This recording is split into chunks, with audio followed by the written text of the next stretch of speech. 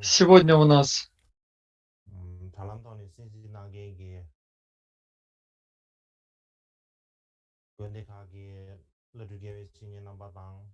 я бы хотел обратиться через интернет всем настоятелям, а также океану Санхи, а также монахам и монахиням, которые усердствуют в практике, а также всем моим друзьям, мирянам, мужчинам и женщинам. Я бы хотел обратиться ко всем своим братьям и сестрам и поприветствовать вас. Я надеюсь, что вы находитесь в крепком здравии. И сегодня это 8-й день учения Арья-Кшемы, весенних учений Арья-Кшемы. И то, что мы сегодня будем с вами разбирать, это автобиография «Благие деяния» 8-го Кармапа, 16-е четверостишье. И согласно структуре текста из комментариев к благим деяниям, составленным служителем Санге Палджубом, отрывок о медитации на относительной бодхичитте состоит из 2 частей. И здесь мы видим сейчас структуру текста.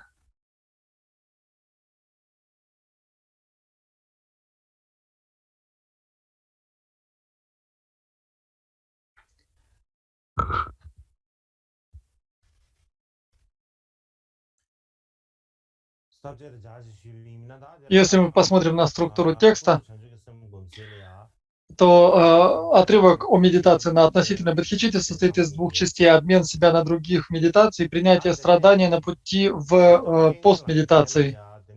Мы завершили первую часть и обсуждаем вторую, которая имеет 10 подразделов. И мы обсудили первые 5, принятие речи как путь и так далее. И мы уже закончили эти 5 подразделов: принятие страдания как пути и прочее. И сейчас мы переходим к 6-му: принятие блага и счастья, благих намерений в качестве пути. Это 6-й и 7-й пункт.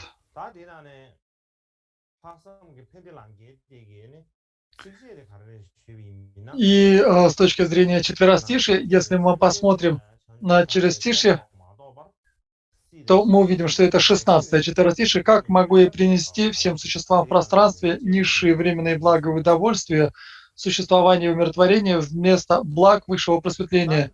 И это также я считаю одним из своих благих деяний. И я думаю, что здесь необходимо сделать разъяснение, дать разъяснение. Когда мы говорим об этой биографии «Благие деяния», существуют коренные строфы и 2 вида комментариев. 2 комментария к этим четверостишиям. И эти 2 комментария были написаны одним человеком. И колофон у них одинаковый. Но если мы посмотрим на эти сами комментарии, они различаются по размеру. Один из них был найден в монастыре Дрипун, а второй был найден в Патале. То, что мы получили из Дрипунга,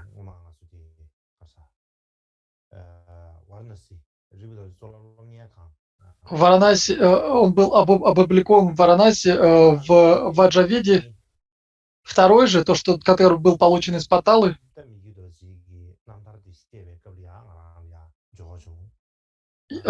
когда я объяснял его биографию, я получил этот комментарий. До этого я его не встречал.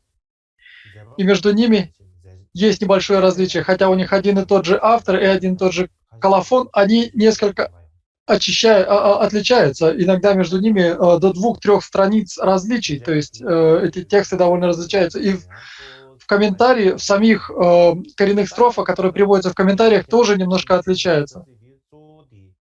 И те коренные строфы, которые мы используем отдельный текст, который находится в собрании сочинений Кармапы, и я опираюсь на них. В будущем, я думаю, необходимо исследовать эти коренные строфы в разных комментариях и сравнить их. И я хотел сказать вам об этом, пользуясь сегодняшней возможностью, для того, чтобы сказать о существовании разных изданий или редакций коренных строф.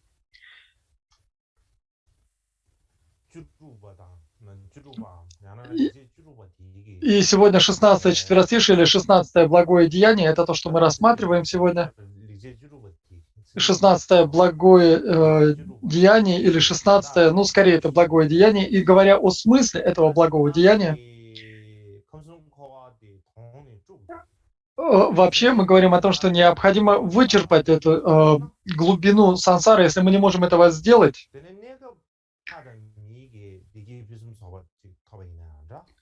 то даже если мы достигнем какого-то временного блага рождения в мире людей или в мире богов, или достигнем состояния шраваков, архатов или пратикабут,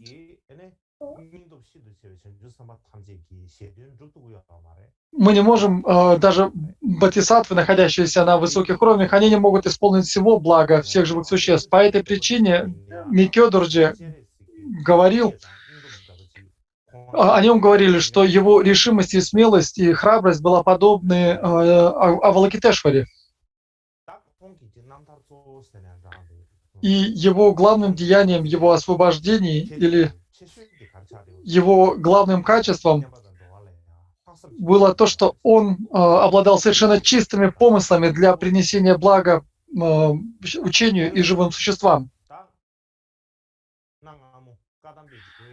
И в свое время, прежде, великий учитель Кадам Геше Джомтомба сказал, его учитель Атиша не восхвалял слушателей и пратикабут так высоко. Потому что шраваки и пратикабудды, хотя они являлись очень важными, они являлись благими практиками, тем не менее Атиша не возносил им высокую хвалу. Потому что если бы он восхвалял их, то многие бы могли подумать, что было бы хорошо достичь этих состояний. И этого достаточно. Многие могли бы удовлетвориться этим. И именно по этой причине Дживаджиатиша не восхвалял шраваков и пратикабуд, слушателей и самопросветленных Будд. Он не возносил их слишком высоко. И точно так же и Микё Дорджи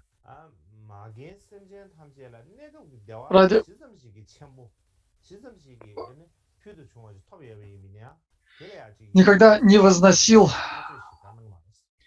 блага, которые могут обрести живые существа, бывшие нашими матерями, временные блага, такие как рождение в мире людей и богов.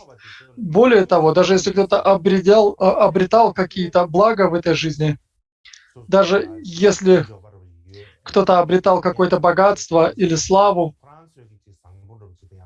то, что они рассматривали как нечто хорошее и благое, с точки зрения святой личности, которая видит всю сансару, они понимают, что эти живые существа, несмотря на эти достижения, все еще испытывают страдания, находятся под властью кармы и омрачений. И они не освободились от пут омрачений и кармы, и поэтому они являются объектом сострадания и любви. И Микё Дорджи во время его жизни в тибетском обществе была следующая ситуация. Некоторые люди говорили о себе, что они очень сильно радеют о благе живых существ, о благе других. И некоторые говорили, что они рассматривают все в дальней перспективе. Были и другие, которые поступали следующим образом. Когда они видели, что кто-то болеет или испытывает какие-то недуги, или видели, что кто-то обеднел, или видели, что кто-то потерял власть, они считали это чем-то важным и старались помочь этим живым существам. Они старались принести им всяческую пользу, оказать им всяческую помощь. Были и такие люди в Тибете.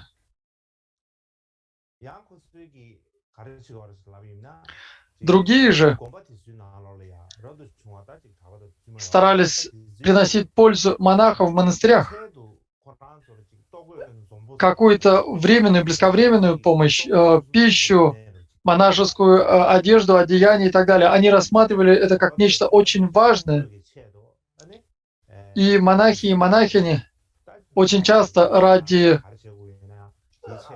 ради одежды и пищи должны были изыскивать себе благодетелей, спонсоров и прочего. И из-за этого их жизнь проходила впустую. И такие люди, говоря о себе, что они стремятся к тому, чтобы принести пользу живым существам, старались помочь таким монахам и монастырям. Также были другие, кто говорил, что стремятся принести пользу учению и живым существам, поступали следующим образом.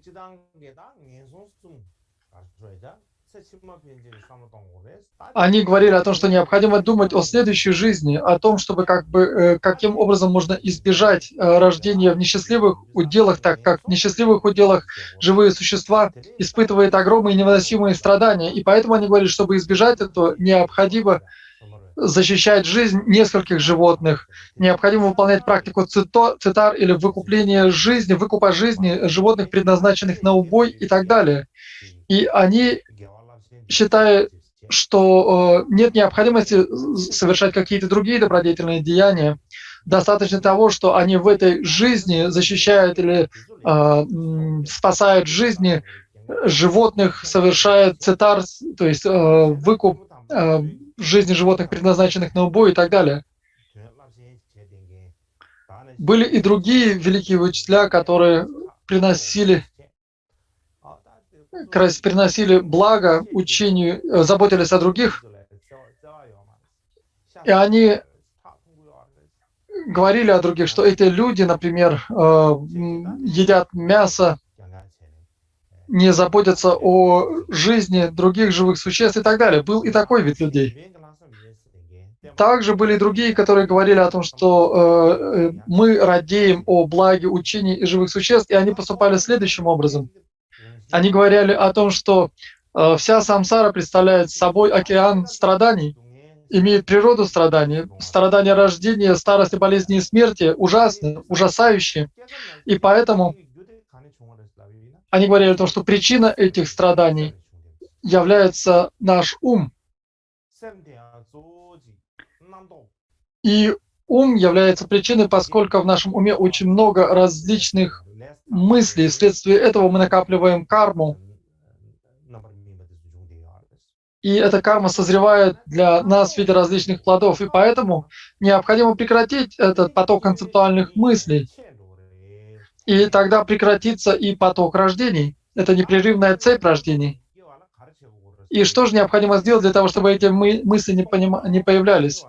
Необходимо медитировать на пустоте отсутствия всего. И если медитировать таким образом, то можно достичь такого состояния. Они отправлялись в пустынное место, и, как я уже говорил, они медитировали на пустоте отсутствия всего.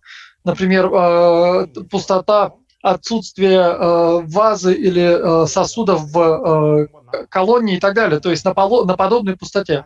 И они медитировали на этой пустоте отсутствия всего, и не только медитировали сами, но они также наставляли в такой медитации своих близких. Они говорили им, что необходимо медитировать таким образом.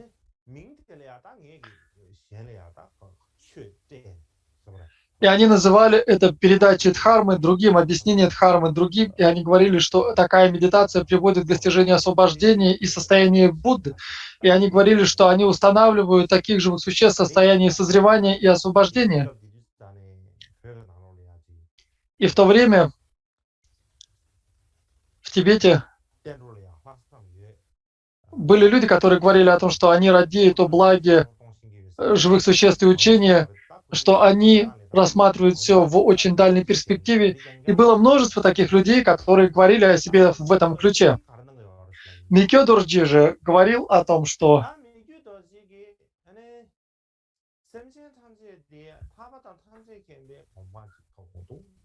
все живые существа нуждаются в том, чтобы достичь освобождения и полного пробуждения, состояния Будды. И какие бы действия мы ни выполняли ради этой цели, необходимо выполнять эти действия. Необходимо отбросить все действия, которые не ведут к такому достижению полного пробуждения. И, например, сансарическое счастье или состояние шраваков и пратикабуд эта нирвана шраваков и пратикабут является временной или частичной нирваной. И это временное счастье. И поэтому нельзя им удовлетворяться.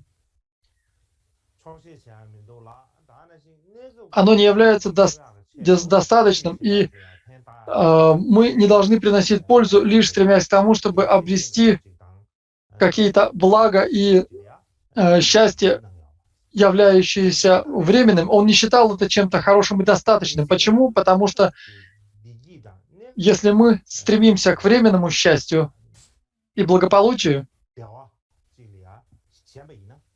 если мы привязаны к этому временному счастью и благополучию и считаем это чем-то важным, воспринимаем это как нечто важное, то это может стать препятствием для нашего достижения полного пробуждения, состояния Будды. И это не только становится препятствием вследствие того, что мы стремимся к этому счастью и благополучию, мы можем совершать много недобродетельных или нейтральных действий, и более того, это может стать препятствием для достижения полного пробуждения, то есть состояния Будды. И по этой причине Микёдорджи,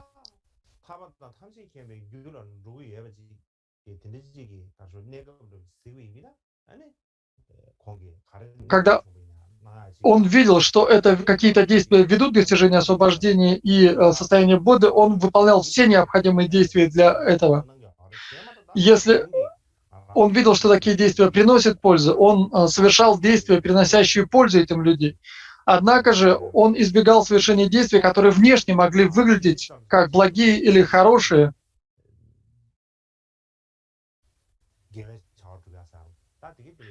И кажутся добродетельными действиями, но он не считал их важными, он не рассматривал как важные. И по этой причине некоторые из людей ругали Кармапу. Они говорили, что Кармапа,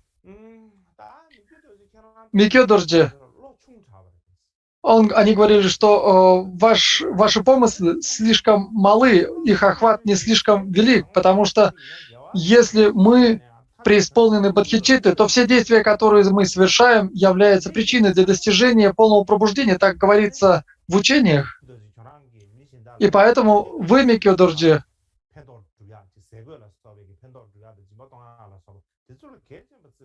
вы должны считать даяние и принесение другой пользы живым существам как нечто важное, потому что это также становится причиной для достижения полного пробуждения. Почему так? Потому что если мы обладаем бодхичиттой, то все действия, пронизанные бодхичиттой, являются причиной для достижения полного пробуждения. Были и такие, кто говорил эти вещи Кармапе. И с одной стороны, конечно же, слова, которые они говорили, верны. Потому что для того, чтобы что-то стало причиной для достижения полного пробуждения, существует два вида причин. Прямая и косвенная. И даже если что-то не является прямой причиной для достижения полного пробуждения, оно может быть косвенной причиной.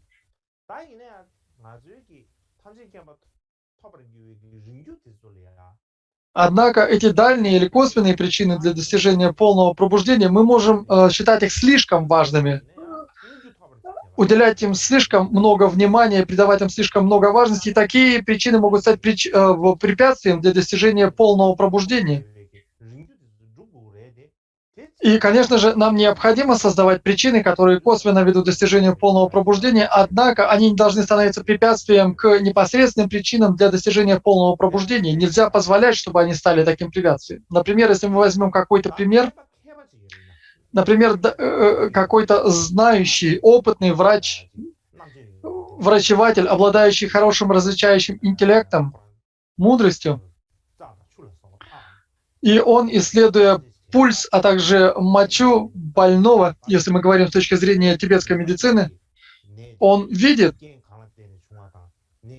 вследствие каких условий появились те или иные недуги у больного. Он проводит верный диагноз, и определив болезнь, если у него нет такого интеллекта, он может воспринимать нечто как болезнь жара, но на самом деле это болезнь холода, или наоборот, видя, что то, что может показаться болезнью холода, на самом деле может являться болезнью жара. И когда он неправильно воспринимает это, видя, что человек вроде бы болеет от болезни жара и испытывает большой жар, он правильный врач, хороший врач, он не пропишет такому человеку алкоголь, потому что от этого его жар лишь усилится. Некоторые же врачи, не зная, что алкоголь приносит вред, и не зная, и видя, что человек испытывает жажду, со своего сострадания они дают такому человеку алкоголь, и вместо пользы это приносит вред. И поэтому знающие врачи должны хорошо исследовать. Они исследуют причину болезни, условия болезни и так далее. И видя причины этой болезни, и даже если человек испытывает голод или жажду, они понимают, что эти желания возникают вследствие болезни. И знающий врач, он не стремится удовлетворить эти желания, он делает лишь то, что в самом деле приносит пользу для излечения этого недуга, для устранения этой болезни.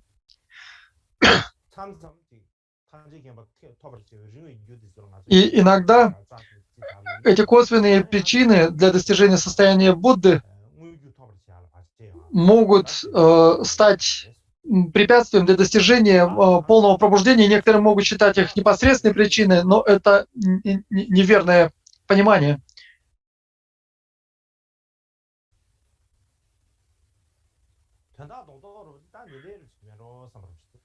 И если мы посмотрим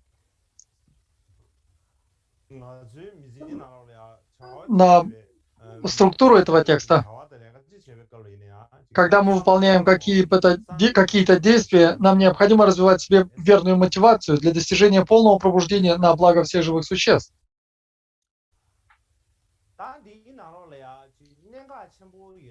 И здесь есть очень важный ключевой момент, который нам необходимо понимать, о котором нам необходимо знать. Когда мы говорим о принесении пользы другим, что такое принесение пользы другим? Когда мы говорим о совершенно чистых помыслах или возвышенных помыслах, что представляет собой такие помыслы? Или когда мы говорим о достижении качеств добродетелей и их, так сказать, стандарта, нам необходимо понимать, что является добродетелью, а что не является добродетелью, что выполняет эти качества или это стандарт или нет. И если мы понимаем эти три темы, если мы понимаем три ключевых момента, то мы тогда поможем понять и смысл четверостишия, написанного Карма по Миккё Дорджи.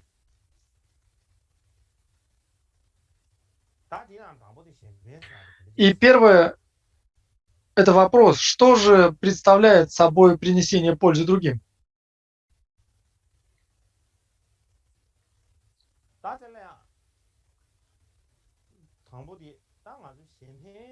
Когда мы говорим о принесении пользы другим, мы многие слышали эти слова много раз.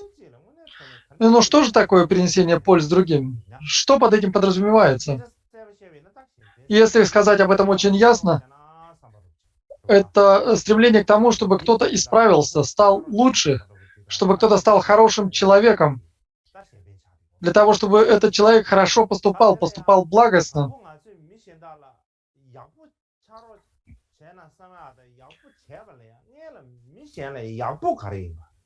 Но для того, чтобы определить, каким образом сделать другого человека хорошим, необходимо понять, что такое хорошо, что такое благо. Очень важно понимать, что собой представляет это благо.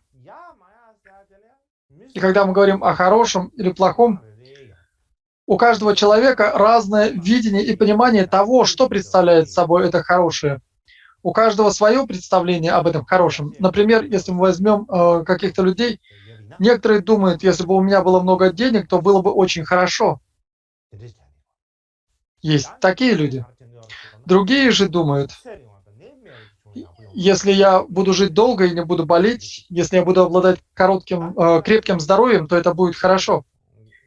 Другие же думают, что было бы хорошо, если бы я мог быть самостоятельным и обладать властью, тогда это было бы хорошо. И для этого человека большая власть представляет собой благо. Другие же думают, что достижение состояния божеств или мудрецов является чем-то благим. Таким образом, у каждого человека есть свое представление или понимание того, что такое хорошо, а что такое плохо. Есть разные восприятия, разные идеи, представления о хорошем и плохом.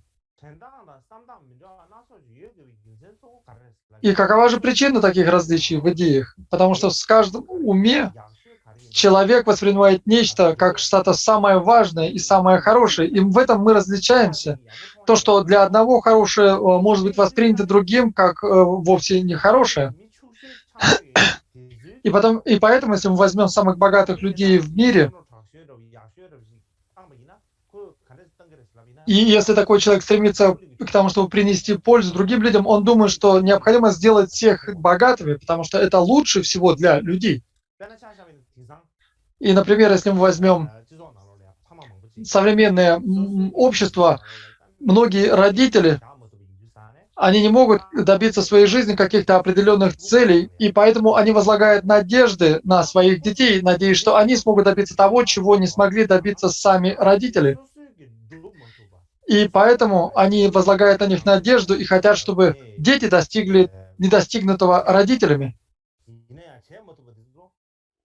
То, чего они не смогли добиться сами в этой жизни. И поэтому они заставляют своих детей достигать этих целей в соответствии со своими чаяниями. Они побуждают и подталкивают своих детей в направлении достижения этих целей. Если же посмотреть на эту ситуацию с точки зрения детей,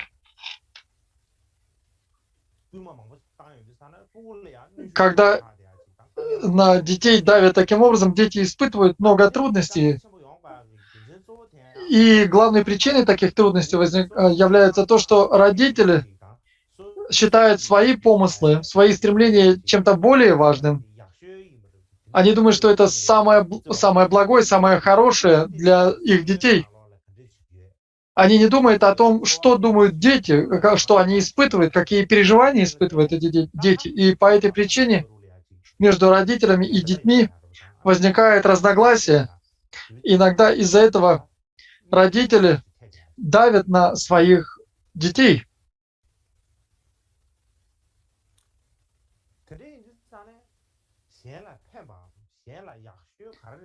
И поэтому, когда мы говорим о принесении пользы другим, необходимо разобраться, что такое польза. И это что-то неоднозначное. И я думаю, что это что-то, что довольно трудно понять.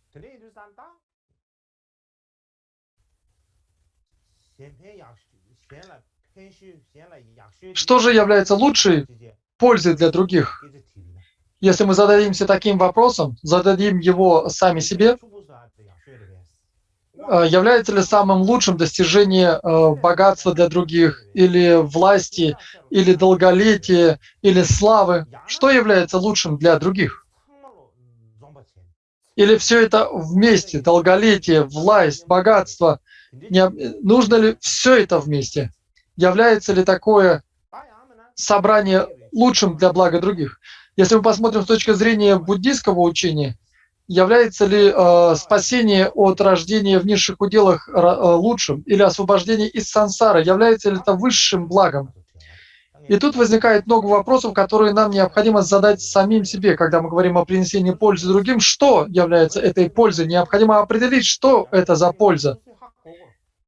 И нам необходимо самим понимать, что является наилучшей пользой. Если мы не знаем, что это такое, то каким образом мы сможем принести пользу другим? Мы говорим, что я стараюсь принести пользу другим, но мы сами не знаем, что это за польза. И каким образом мы можем принести пользу, как мы можем создать благо для других. Мы не сможем этого узнать, мы не будем знать, как достичь такого блага.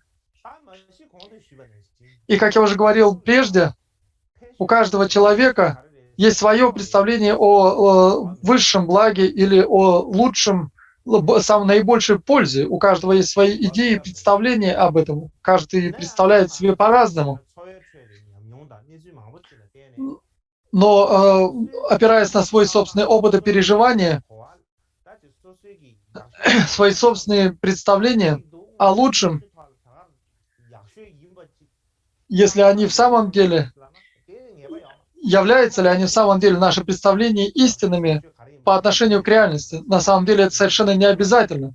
У каждого человека собственные представления о благом, но если мы сравним их с реальностью, то совершенно не обязательно, что такое представление является истинным. И что же нам сделать в таком случае, как нам поступить? Наше представление о наилучшем благе, наивысшем благе, о чем-то самом полезном, совершенно не определенно, что это так. И в этом случае нам необходимо умерить свою гордыню. Необходимо понять, что мы сами не очень хорошо понимаем ситуацию, и без всякой гордыни нам необходимо учиться у других и спросить совета у других. Кого-то, кто обладает большим опытом и мудростью, нам необходимо у такого человека получить объяснение. Я не понимаю эту ситуацию и прошу вас, объясните мне. Нам необходимо обратиться с вопросом к таким знающим и опытным, мудрым людям. Если мы рассмотрим эту ситуацию с точки зрения буддийского учения, к кому мы должны обратиться? И Будда является подобным матери для нас. И он дает нам наставления, он дает нам советы. Но Будда появился в этом мире 2500 лет назад, и поэтому у нас нет возможности сразу же прийти к нему и обратиться с вопросом, или получить от него какие-то наставления и учения. Поэтому мы должны обратиться к учителю, который является держателем преемственности от самого Будды. И это наш учитель, наш духовный наставник. И поэтому нам необходимо обратиться к духовному наставнику, чтобы научиться у него, получить у него знания, научиться чему-то, получить от него наставление. И подводя итог, говоря кратко, Будда обладает великой мудростью, постигающей истинное положение вещей, истинную реальность. И нам необходимо прежде рассмотреть, что говорил Будда. И что же говорил Будда? Будда говорил о том, что самым большим благом для себя и других является дхарма. И поэтому необходимо заниматься практикой дхармы, учения Будды. И почему же мы должны заниматься практикой дхармы? Что является целью такой практики? И причиной или целью такой практики очень ясно объяснены Будды. Он говорил, что мы занимаемся практикой, или причина, по которой мы занимаемся практикой, целью, ради которой мы занимаемся практикой, является достижение освобождения и обретение состояния полного пробуждения Будды. И те, кто верит в Будды,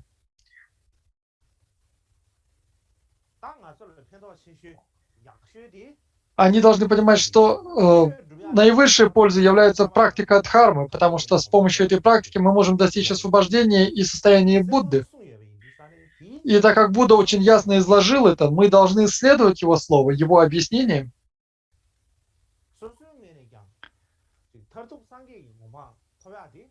И наше собственное достижение состояния Будды, а также достижение состояния Будды для других, нам необходимо обрести уверенность, понять, что это и есть высшее благо для себя и других. И это очень важный ключевой момент. И точно так же, чтобы достичь освобождения и состояния Будды, этой конечной цели, когда Будда говорит нам об этом, на что это указывает? Косвенно это указывает на то, что все другие цели, помимо этих, все они, насколько бы они ни были хороши, они не являются наивысшими или наилучшими. И такое принесение пользы не является наивысшим или наилучшим.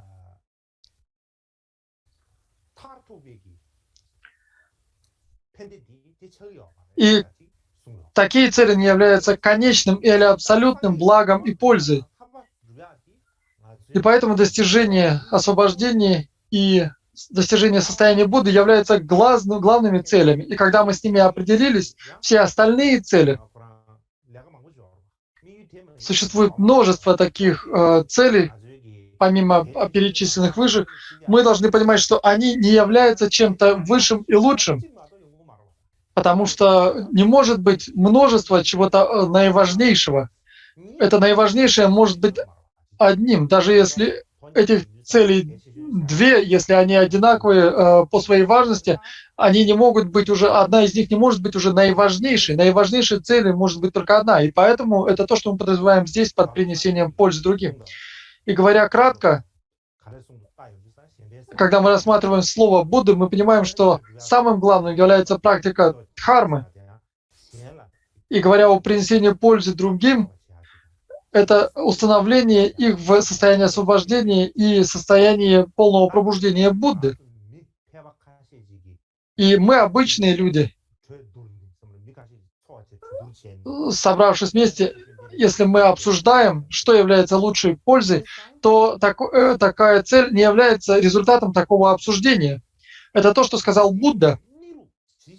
Будда, который постигает, который видит истинное положение вещей в мире, видит сущность этого мира. И он сказал нам об этом, он дал такие наставления. И если у нас есть вера по отношению к Будде, нам надо следовать его учению. Если мы не обладаем такой верой к Будде, то и нет никакого смысла следовать его словам. И я думаю, давайте сделаем сейчас небольшой перерыв на 30 минут.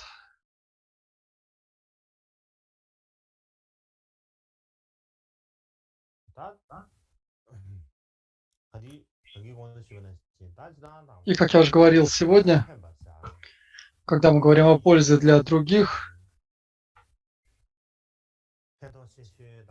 что является лучшей пользой или высшей пользой для других, когда мы говорим об этом, у каждого человека есть свое представление, свои идеи об этом, есть свой собственный взгляд на этот вопрос. И разные люди считают разными или наилучшими разные вещи.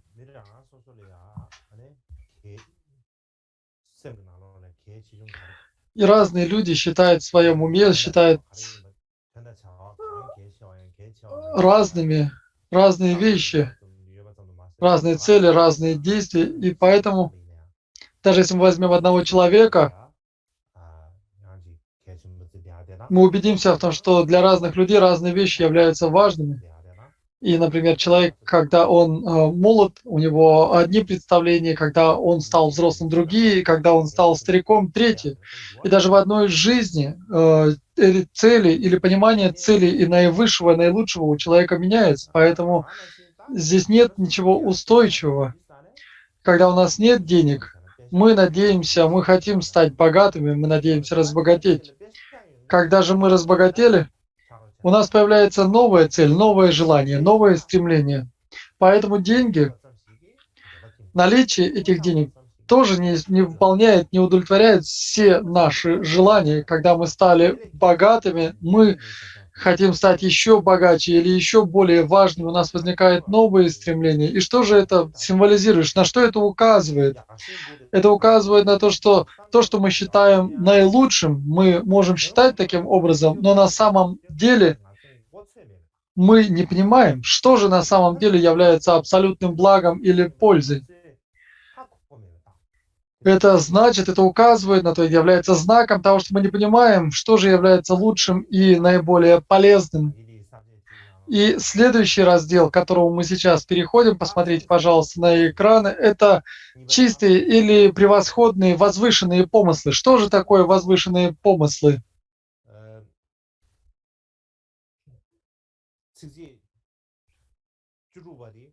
И сегодня мы рассматриваем 16 четверостишее, и оно главным образом объясняет этот возвышенный помысел, а 17 четверостишее объясняет, каким образом мы его применяем.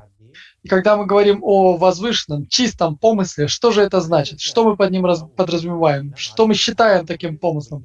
Какие бы действия мы ни выполняли,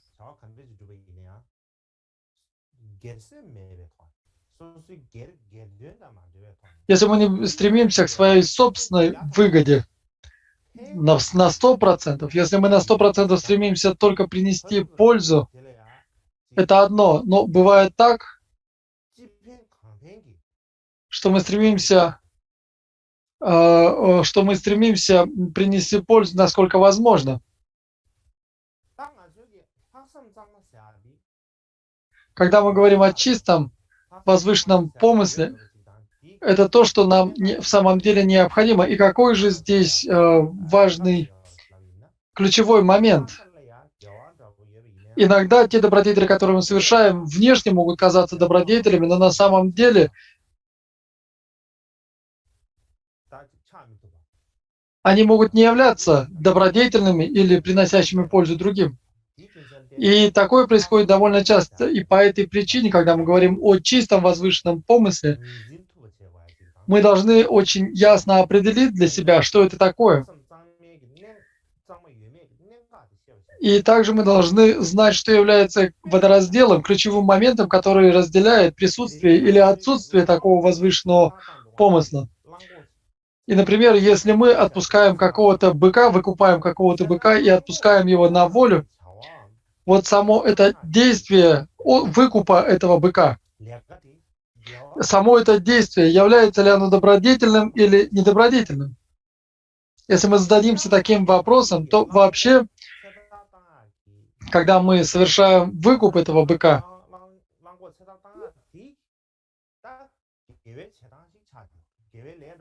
вообще это добродетельное действие, если мы посмотрим на него извне. Однако, является ли оно на самом деле добродетельным, зависит от того, насколько, как мы выполняем это действие, с какой мотивацией мы выполняем это действие. И поэтому, опираясь лишь на внешние признаки, мы не можем на 100% быть уверенным, добродетельное это действие или нет. Если кто-то выкупает быка и отпускает его на уле, его действия тела и речи, физические и вербальные действия могут казаться, это внешние проявления, они могут казаться добродетельными, но вместе с этим присутствуют также и намерения, присутствует также и помысел. То есть не только внешние проявления физические или вербальные, но есть и ментальная составляющая.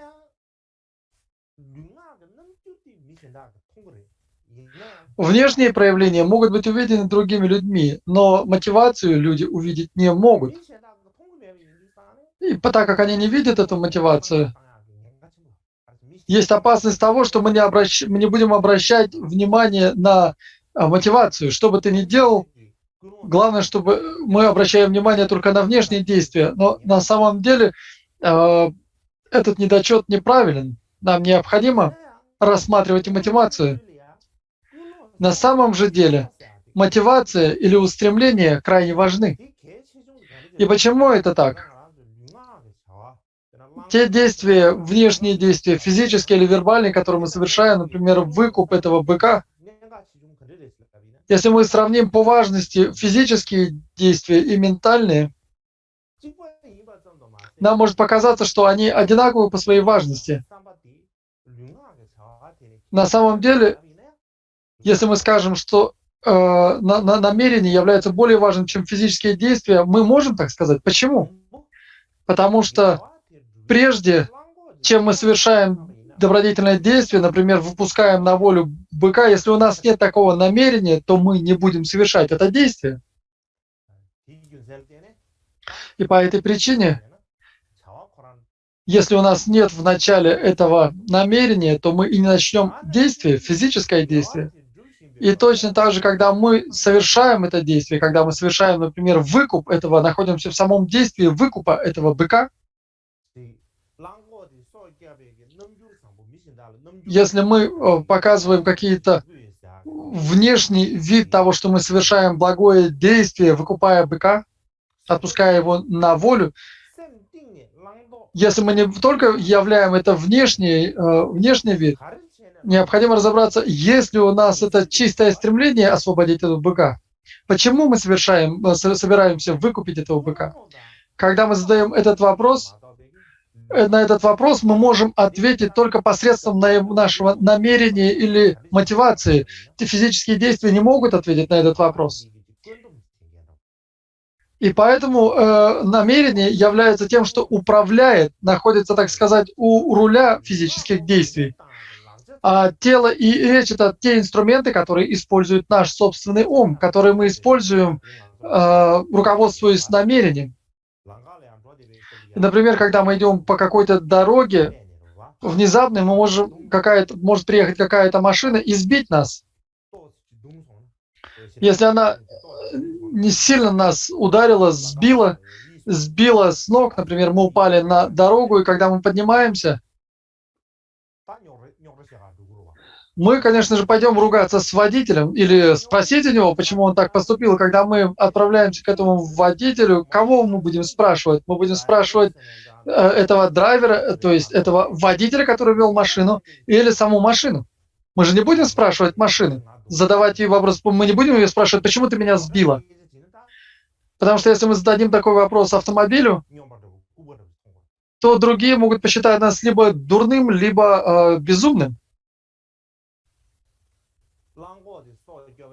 И поэтому, когда мы защищаем жизнь этого быка, если мы выкупаем его, то почему мы таким образом поступаем? Заботимся ли мы об этом быке? И на эти вопросы может ответить только, дать ответ только наше намерение, а не физическое тело или речь. И поэтому ключевым моментом здесь является наше намерение.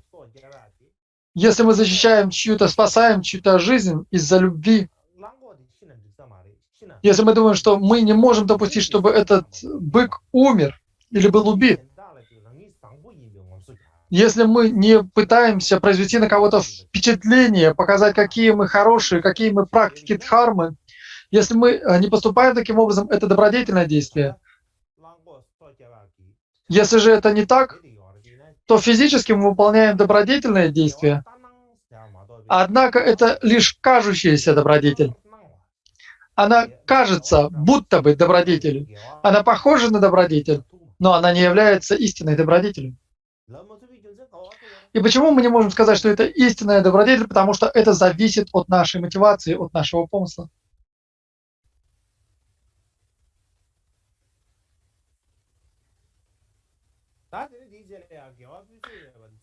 И следующий раздел, к которому мы переходим, это качество.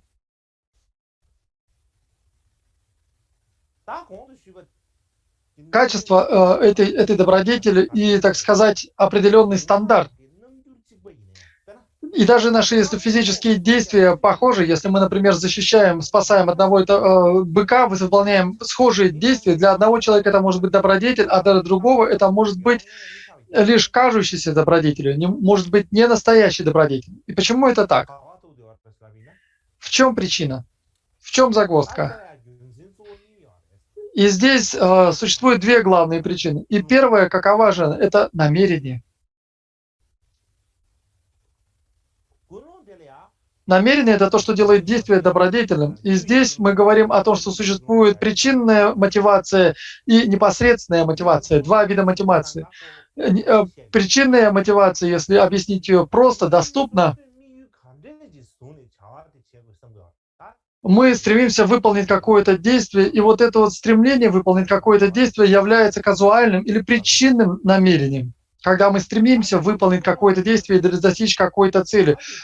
Непосредственная же мотивация — это та мотивация или те помыслы, которые присутствуют, когда мы выполняем само действие достижения этой цели. И поэтому первая причина, о которой мы сейчас говорим, это мотивация. Мотивация бывает причинной и непосредственной. Вторая причина — это уровень самого действия, насколько мы можем выполнить то или иное действие. И если говорить современным языком, это каково качество нашего действия, добродетельного действия. Качество и количество этого действия. И с одной стороны,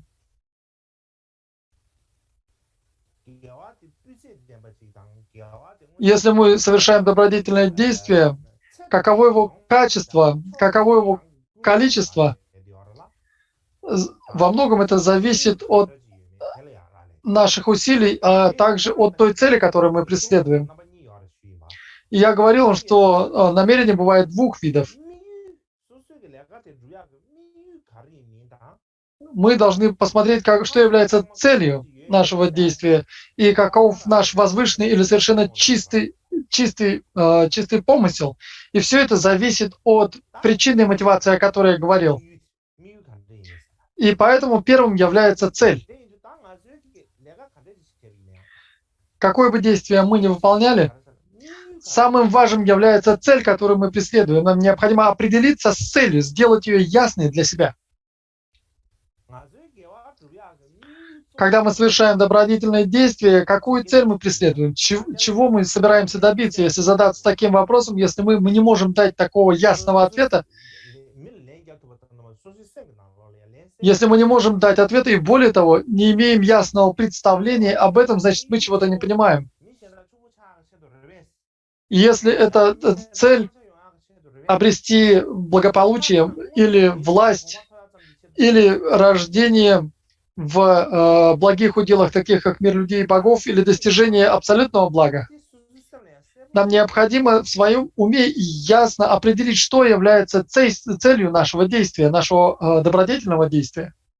В этом мире, я буду сейчас говорить не с точки зрения дхармы, а в простом мирском смысле. В этой жизни мы стремимся к тому, чтобы обрести какой-то результат. Любой человек,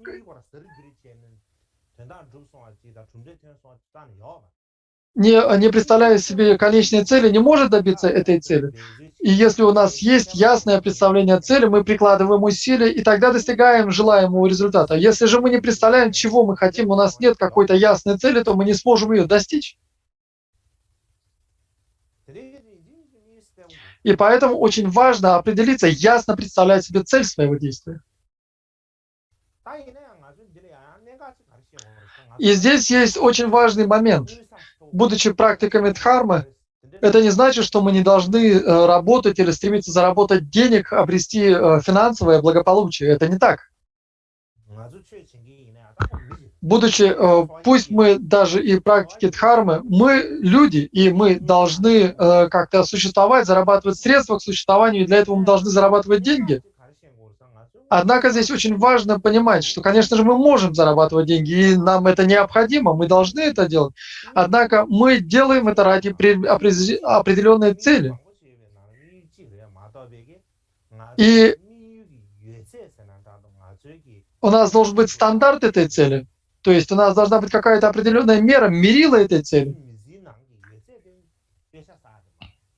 И все, что происходит в нашей жизни, не подчиняется одной лишь этой цели обрести деньги. Если даже мы не сможем разбогатеть, это не значит, что наша жизнь закончится, это не значит, что мы потеряли все в этой жизни. Если кто-то признает такую цель, разбогатеть, как своей абсолютной целью своей жизни, то это очень печально. Если, в особенности, если ему не удастся разбогатеть, как он желает, то это очень печально. Мы, будучи практикующими дхарму, можем преследовать какие-то временные цели, у нас могут быть какие-то временные занятия и действия, но у нас есть абсолютная цель, и она единственная. И какая же это единственная цель? Это достижение полного пробуждения. Это единственная цель, к которой мы стремимся. В этой жизни наше тело, когда мы умираем, это тело остается в этой жизни, мы меняем его на другое тело. Однако наше сознание, мы не меняем наше сознание, оно продолжает свое движение. И это сознание, оно продолжает свое путешествие.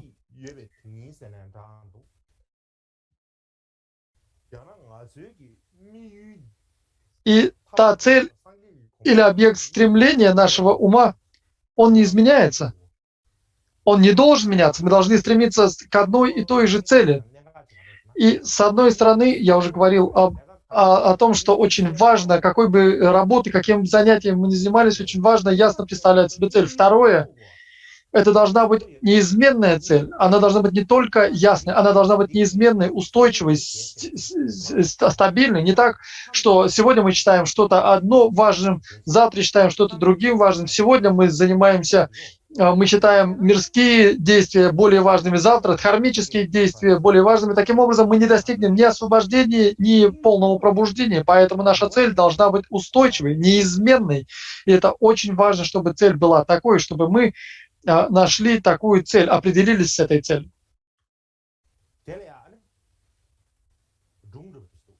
И я хочу здесь рассказать в связи с этим историю.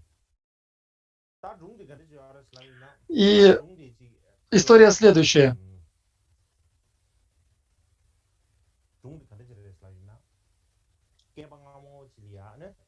И прежде, наверное, это было в Китае, был учитель медитации, учитель Чаня, Чань буддизма. И у него было несколько учеников. И многие китайские учителя в то время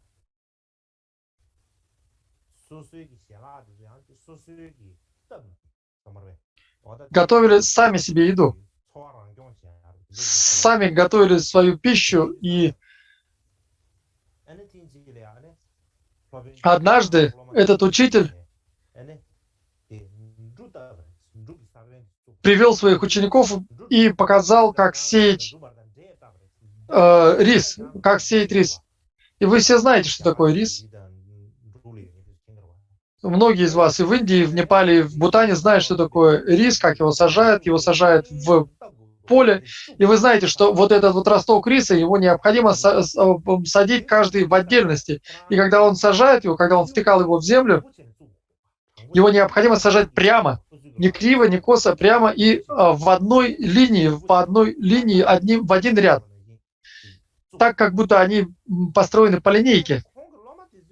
И его ученики, когда они сажали эти ростки риса, они сажали их кривь и вкось, не по одной линии, а зигзагом.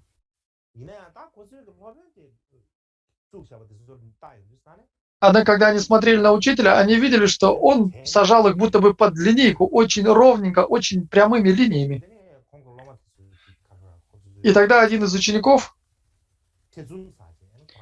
начал сомневаться. И он спросил учителя: «Учитель, когда вы сажаете эти рисовые ростки, вы сажаете их очень рьяно, прямой линией. У вас очень прямо получается. Когда мы сажаем эти ростки, то у нас так не получается. В чем же причина?» На это учитель ответил, рассмеявшись, посмеиваясь, он ответил своим ученикам: «Это очень легко. Когда вы сажаете эти ростки, вы смотрите своими глазами на один объект.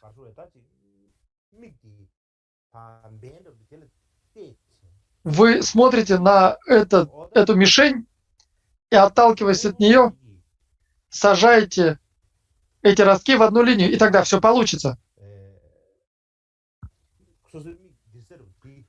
Вам необходимо избрать что-то своей мишенью и сажать начиная от этой мишени, вам необходимо сажать эти ростки, и тогда они будут посажены по одной прямой линии. И тогда ученики сказали: «Хорошо, прекрасно». И они продолжили сажать эти ростки. Когда они продолжили, у них появилась новая проблема. До этого у них были очень кривые линии. Теперь же, когда они стали сажать ростки,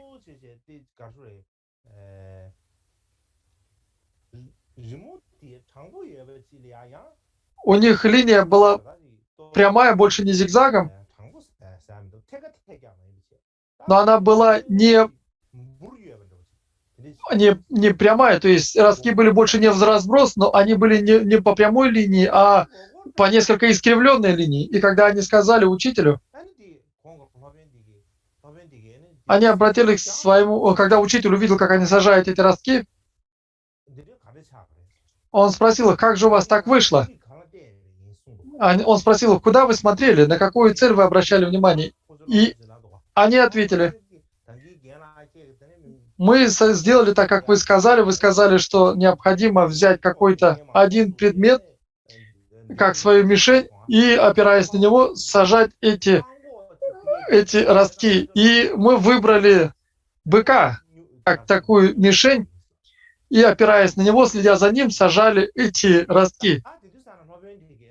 И тогда учитель ответил: «Вы просто не поняли. Бык передвигается, он не стоит на одном месте, он ходит туда-сюда, и когда он ходит туда-сюда, и вы, отталкиваясь от него, сажаете эти ростки не по прямой линии, а ваша линия искривляется. И поэтому ваша линия становится неровной, и закругленной или изогнутой, потому что ваша цель, ваша мишень была неустойчивой. И поэтому вам необходимо избрать целью что-то устойчивое, что-то неподвижное. И вам необходимо отталкиваться от нее. И в конечном итоге они поняли, каким образом это необходимо. Они взяли за свою мишень, за свою цель большое дерево. И это большое дерево, равняясь на него, они стали сажать ряды ростков риса. И ряды у них получились очень ровные и не искривленные. И поэтому нам необходима тоже такая цель. Необходима ясная цель. И это первое. Но более того, она должна быть и очень устойчивой. Мы не должны менять эту цель так, что у нас иногда увеличиваются добродетельные действия, иногда они уменьшаются. У нас не должно быть таких флуктуаций или изменений.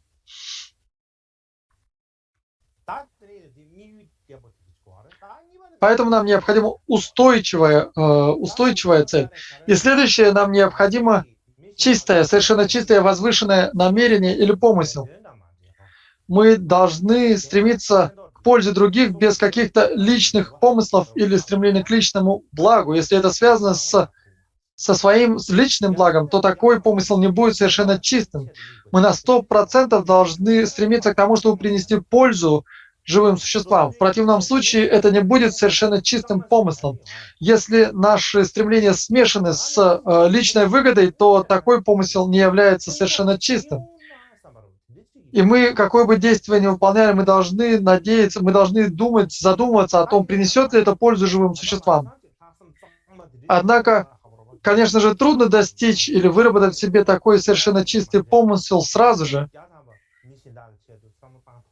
Стремление, которое на 100% погружено в обретение блага для других. Но мы должны прилагать все возможные усилия для того, чтобы добиться такого устремления. Хотя бы на 50% поначалу мы должны зарождать в себе такое устремление. И если мы на 100% стремимся к тому, чтобы обрести личное благо, то хотя бы на 50% нам необходимо вырабатывать такое стремление и ради других. И постепенно мы должны рассматривать других как нечто более важное, нежели мы сами. Мы должны рассматривать чужие цели как нечто более важное, чем чужие. И даже если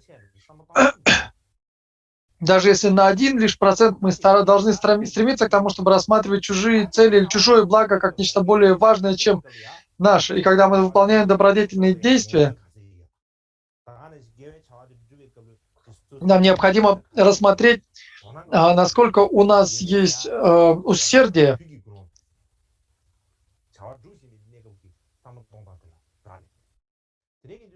И это зависит непосредственно от непосредственного намерения, о котором мы говорили. И если сказать вкратце, добродетельные действия, насколько они качественны или нет, зависит от намерения. И намерение бывает причинным и непосредственным.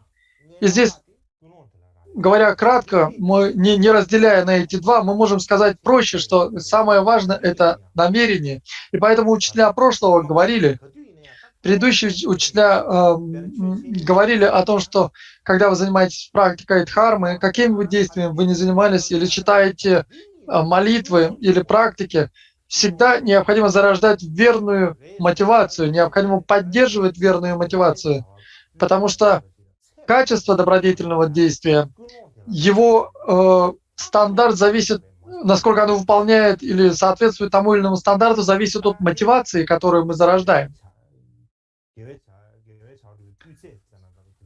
И это и есть так называемый стандарт или мерило добродетельности действия. И также очень важно помнить о количестве. Это в самом деле очень важный вопрос. Если мы возьмем какое-то добродетельное действие, насколько оно велико, насколько оно сильно.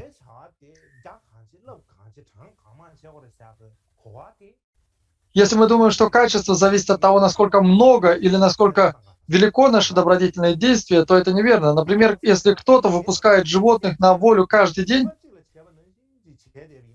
если он делает это всю жизнь, является ли такое действие обширным или великим добродетельным действием?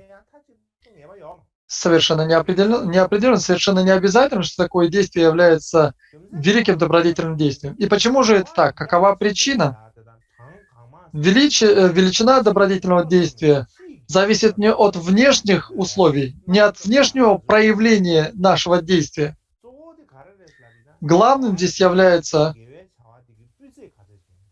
насколько качественным является это действие.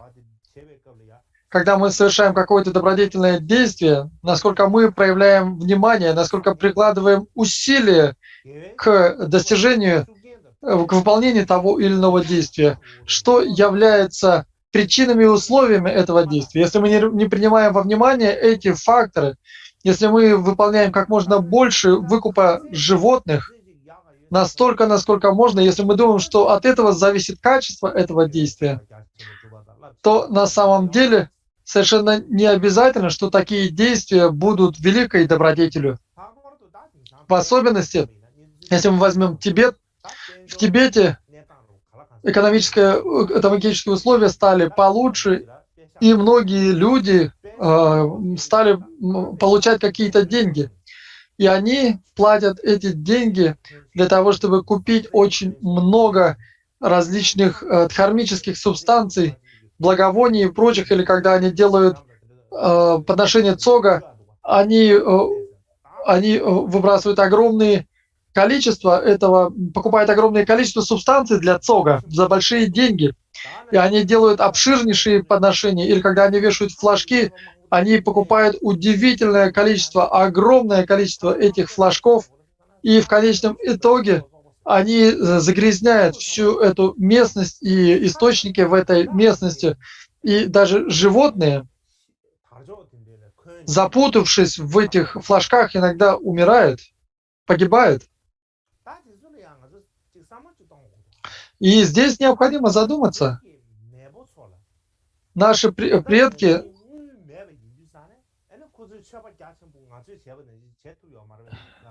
значит ли это, что у них не было денег, и они не могли совершать такие же обширные подношения, как и мы сейчас?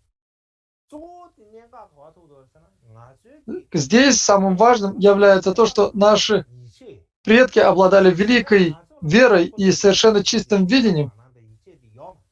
У нас же такой веры и чистого видения нет.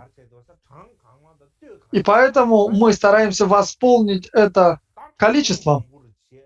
Мы покупаем как можно больше, и нам кажется, что от этого наше действие, добродетельное действие становится великим добродетельным действием. Но наша вера и чистое видение, оно уменьшилось, а количество покупаемых вещей для добродетельных действий увеличилось. И наш живот также увеличился. Но на самом деле, чем больше мы покупаем, это не значит, что наше добродетельное действие становится от этого больше или более великим или обширным. Поэтому, говоря о великих добродетельных действиях, они не зависят от количества денег. Как говоря о добродетельном действии, мы отталкиваемся от того, насколько мы прикладываем усилий, от того, насколько мы желаем совершить то или иное даяние, насколько мы стремимся к такому даянию, желаем такого даяния. Эти действия не зависят от денег. В противном случае все бы богачи совершали бы великие добродетели. Когда мы говорим о накоплении заслуг, они не зависят от количества материальных вещей. Если бы это было так, то когда Будда практиковал аскезу в течение 6 лет или медитировал под деревом Бодхи, у него ничего не было.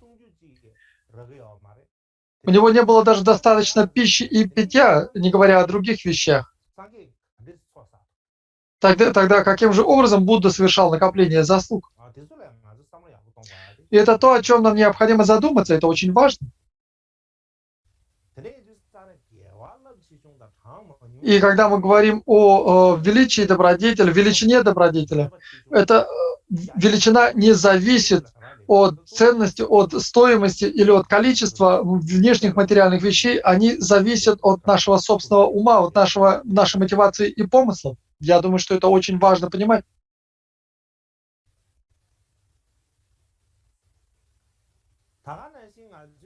Точно так же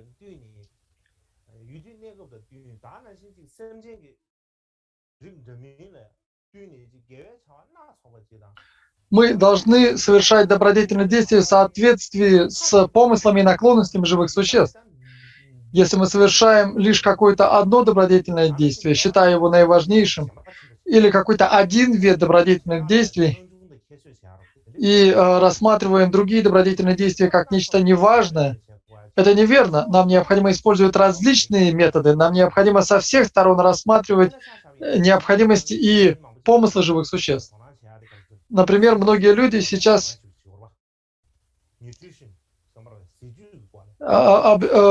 очень многие обращают внимание, уделяют большое внимание питанию.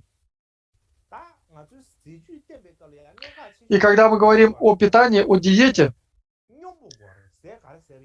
оно должно быть уравновешенным, сбалансированным.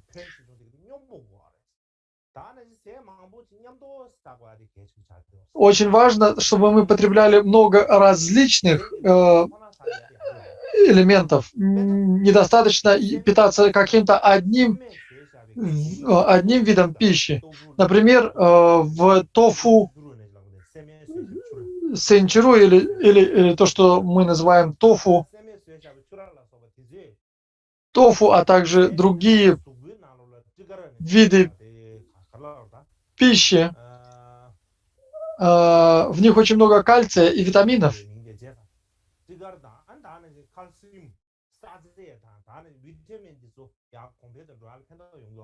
Они помогают в том, чтобы повысить уровень этих элементов в организме. Однако же это не значит, что мы должны питаться лишь этими продуктами. Если мы будем питаться только этими продуктами, то в конечном итоге это ухудшит нашу подагру.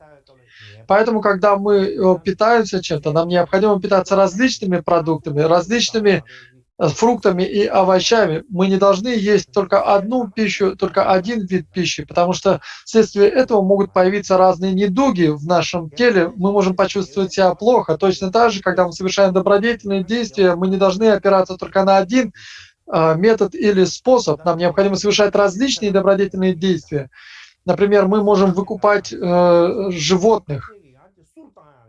Мы можем, некоторые считают важным подношение дыма для существ Борду и так далее. Все это очень важные действия, однако мы не должны цепляться или считать что-то одно важным.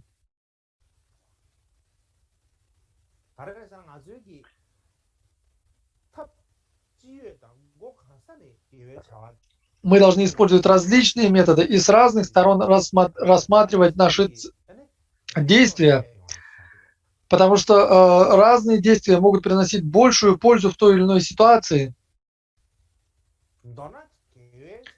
И говоря кратко, когда мы говорим о совершении добродетельных действий, нам необходимо использовать свой собственный интеллект, нам необходимо проявлять свою креативность. Если мы занимаемся добродетельным действием и не используем свой интеллект, выполняем какое-то одно добродетельное действие, то этого недостаточно. Мы не можем сказать, что мы занимаемся, что наши добродетельные действия в самом деле будут добродетельны. Поэтому нам необходимо использовать мудрость как вспомогательный фактор. Иначе получится так, что мы выполняем какое-то добродетельное действие и не обращаем внимания на другие добродетельные действия.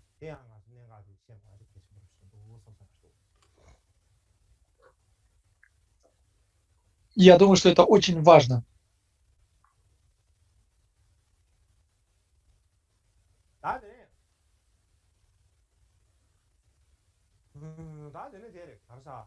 Теперь мы переходим к следующему разделу.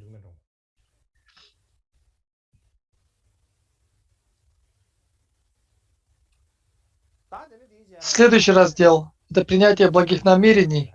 В качестве пути это 17-е добродетельное деяние кармапа Микёдорджи. С точки зрения структуры текста, из 10 привнесений на путь — это принятие благих намерений в качестве пути. И это четверостишее звучит следующим образом. Чтобы обрести просветление до блага себя и других, необходимо оставить самоуничижение, разочарование, страх и усталость и взрастить необратимое усердие. Как могу я позволить себе практиковать лишь от случая к случаю, и это также я считаю одним из своих благих деяний.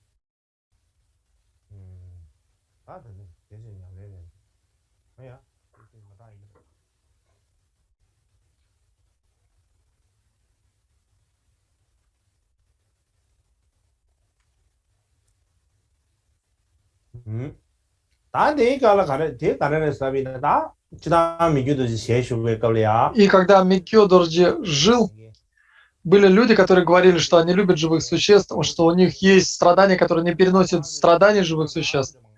И они занимались практикой разными способами. И некоторые из них говорили о том, что необходимо сперва изучать учение сутры. На самом же деле, они изучали только лишь тексты для первых классов монастырского обучения, дюра, собрание тем для диспутов. Другие говорили, что мы изучаем учение тантры, но на самом деле они просто изучали ритуалы для усопших. То есть они изучали лишь ритуалы для умерших, такие как ритуалы Будды Амитаюса или гневных и мирных божеств и так далее. На самом же деле они не понимали глубокого смысла тантрического учения. Они знали лишь какие-то ритуалы для умерших, для того, чтобы заработать себе на пропитание. И после того, как они научились чему-то, они говорили, что я изучил какое-то количество учений, и теперь я постараюсь усвоить их во время медитации. Они отправлялись в уединенные места на несколько лет. Когда же они возвращались, они забывали все то, что изучили в учении сутры и тантры, они забывали и эти первоначальные тексты дура или собрания тем, а также и смысл этих ритуалов. И преисполнившись гордыни, они говорили, что несколько лет я медитировал в горах, в уединенных местах, и вследствие такой медитации я обрел переживание или даже какой-то реализации, и у меня появилась мудрость, не которая присутствует естественным образом, а вследствие такого медитативного переживания. И они объясняли учение другим людям. И они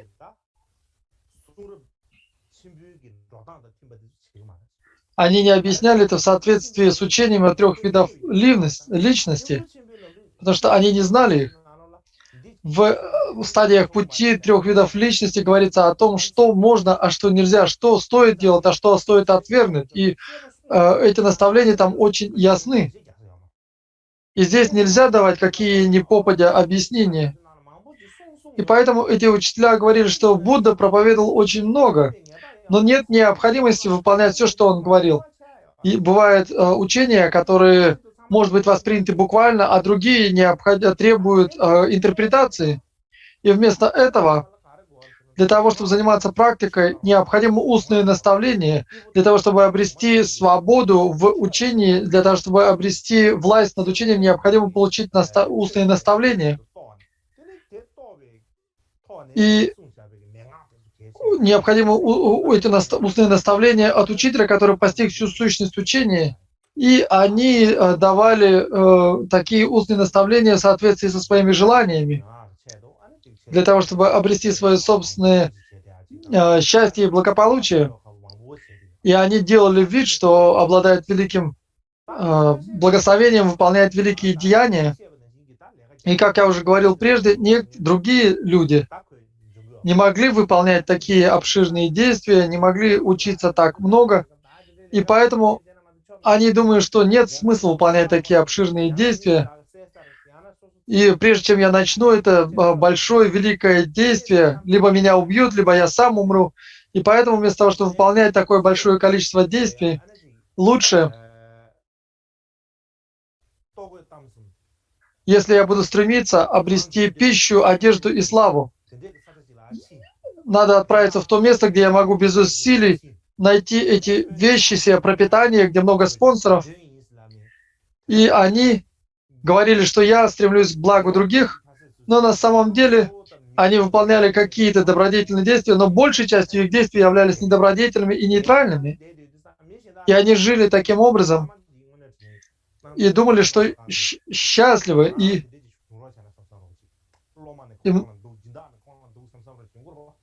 и многие, видя таких учителей, думали, что вот было бы хорошо, если бы я также мог обрести такой статус, учителя, у которого много спонсоров и много учеников.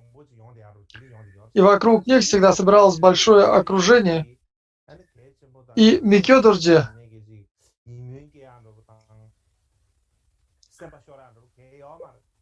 не был захвачен примером таких людей и не вынашивал в себе такое стремление стать такими, как эти учителя. Чего же он хотел? К чему он стремился?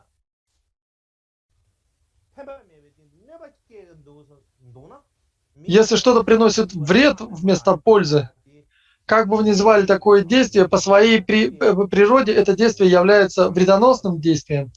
И поэтому он прекращал такие действия. И по этой причине те, кто верил в Микё Дорджи, они не совершали подобие добродетельных действий. Они не считали такие действия, которые кажутся добродетелю чем-то важным. Они отбрасывали такие действия. И Микё Дорджи в руководстве, которое называется «100 видов руководств», говорил о том, что если что-то приносит непосредственную пользу живому существу, то это лучше всего.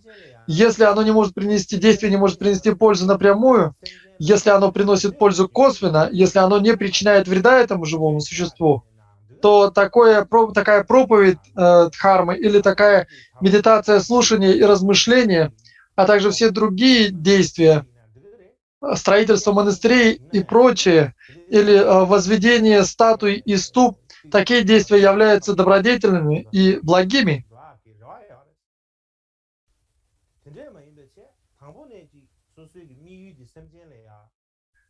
Если же с самого начала у нас нет стремления, нет желания принести пользу живым существам, или даже если мы обладаем таким стремлением, если мы причиняем вред живым существам, то такие действия не имеют смысла, они бессмысленны. И как бы мы ни назывались, практикующие дхарму или нет, необходимо оставить такие действия, положить им конец.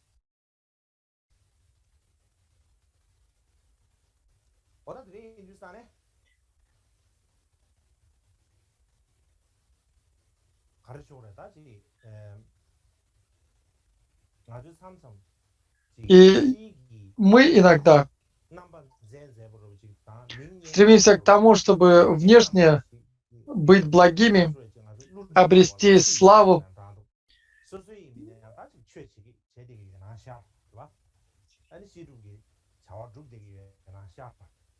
И некоторые думают, что мы в самом деле выполняем какие-то добродетельные действия, занимаемся практикой дхармы, и мы обманываем других. И поэтому очень важно, чтобы мы сами исследовали свои собственные действия.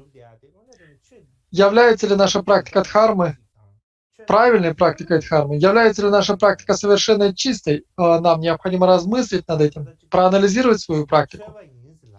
Мы говорим, что мы практикующие дхарму, но мы занимаемся практикой дхармы для того, чтобы вводить в заблуждение самих себя, для того, чтобы принести пользу себе и другим. И поэтому нам необходимо разобраться. То, что приносит пользу в конечном итоге, является благим. И поэтому нам очень важно не водить самих себя за нос. Нам необходимо постараться очистить свои собственные действия и практиковать совершенно чистую дхарму. И поэтому очень важно проанализировать или исследовать самих себя, рассмотреть самих себя. И когда мы говорим о исследовании самих себя, я хочу привести другую историю. И после того, как я завершу эту историю, наверное, мы остановимся здесь, а завтра мы продолжим с 17-м четверостишем. Завершение объяснения 17-го четверостишия я дам завтра. И историю, которую я хочу рассказать, я думаю, что важно объяснить эту историю, потому что люди иногда начинают скучать во время учений.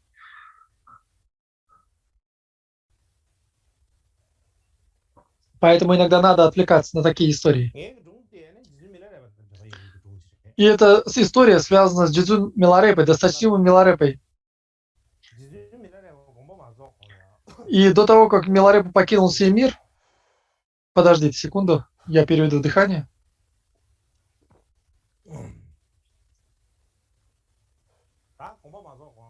До того, как он покинул свой мир, он оставил завещание своим ученикам. Он говорил, что после меня не остается каких-то больших вещей, монастыря или еще чего-то.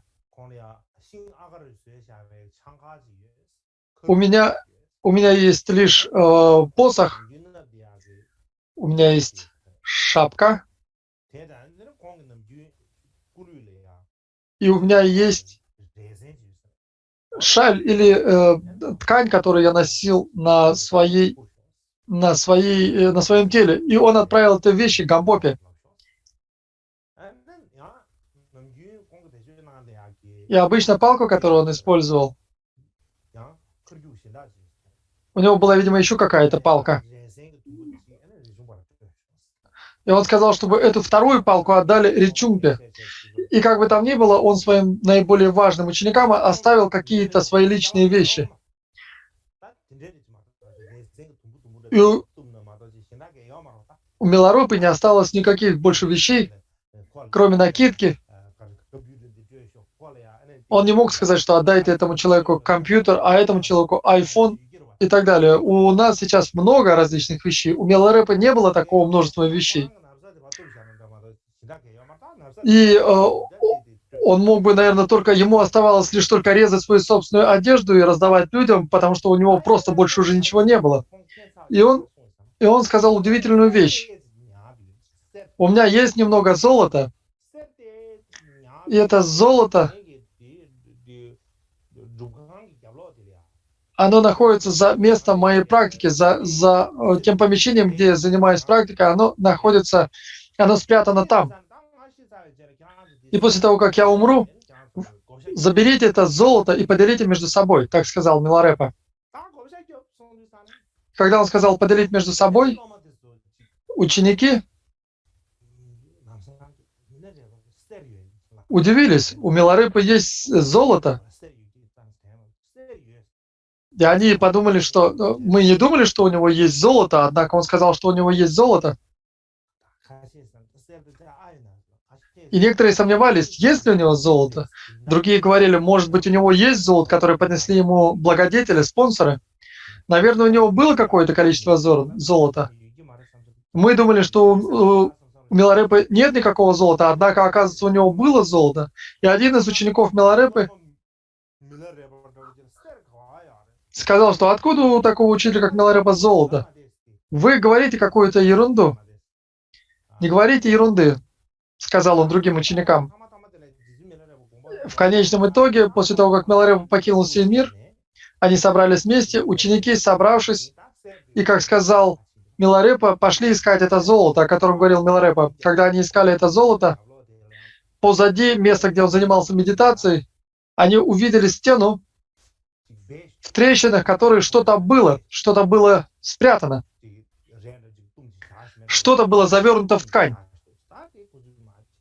Они вытащили это нечто и при всех открыли эту вещь. Когда они открыли эту вещь, там не было никакого золота. И там была лишь патока, большой кусок патоки, большой кусок сладкой патоки. И также был отрез ткани. И этот кусок патоки был завернут в эту ткань. И также было небольшое письмо от Миларепы. И был нож.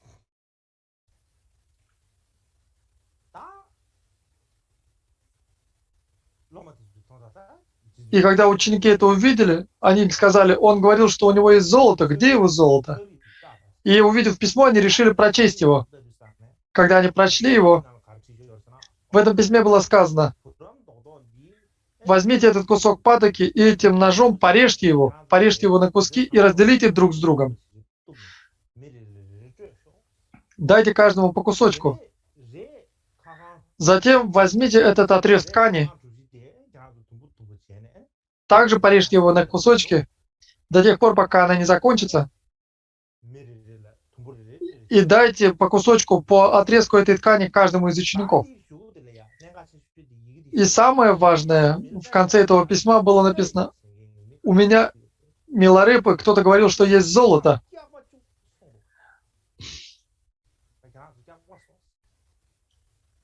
И пусть они замолкнут.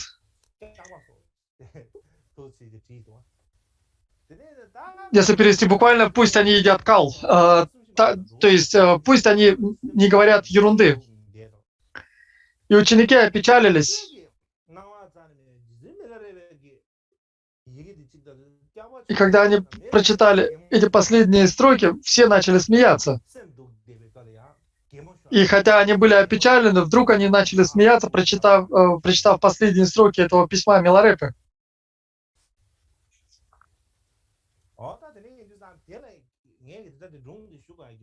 И причина, по которой я привел эту историю, с одной стороны, мы считаем Миларепу тем, кто занимался истинной практикой дхармы, кто практиковал аскезы, преодолевал трудности, практиковал совершенно чистую дхарму.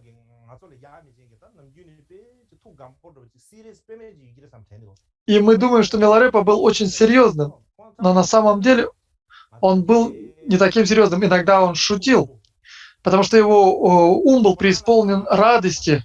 У него не было ничего. У него была накидка, но он был очень радостен, его сердце было преисполнено радости. И когда он умирал, он написал такое письмо с шуткой и оставил для своих учеников. И если мы возьмем себя, то вряд ли во время смерти, будучи на смертном одре, мы написали бы что-то такое веселое. И Миларепа перед смертью, как вы знаете, он был отравлен и испытывал большие страдания. У него не было спонсоров, однако же его сердце было исполнено радости.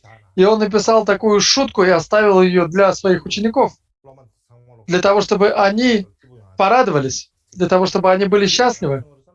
И что же это подчеркивает? Это подчеркивает, что великие практикующие ситхи прошлого,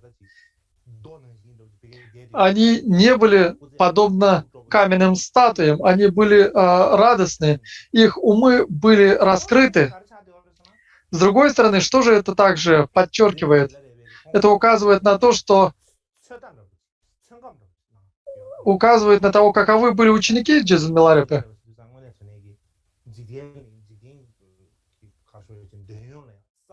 Миларепа никогда не был привязан к внешним мирским усладам. Когда же он сказал ученикам, что у меня есть золото, его ученики сразу подумали, сразу начали сомневаться. Обычно они думали, что Миларепа не привязан к мирским благам. А тут даже у такого йогина, как Миларепа, оказывается, есть какие-то привязанности. Но когда они вскрыли то, что он оставил, там не было никакого золота. И истинные его ученики, конечно же, не поверили в это, но у некоторых, у простых учеников могло зародиться сомнение, что он говорил о том, что он не привязан к мирским благам, но на самом деле у него были какое-то золото, какие-то сбережения.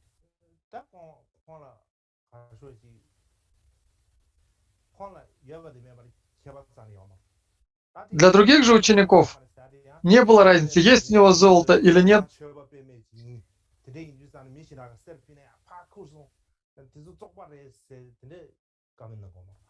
И Миларепа никогда не говорил, что я практикующий дхармы, и когда ему подносили золото, он никогда не говорил, что выбросьте его.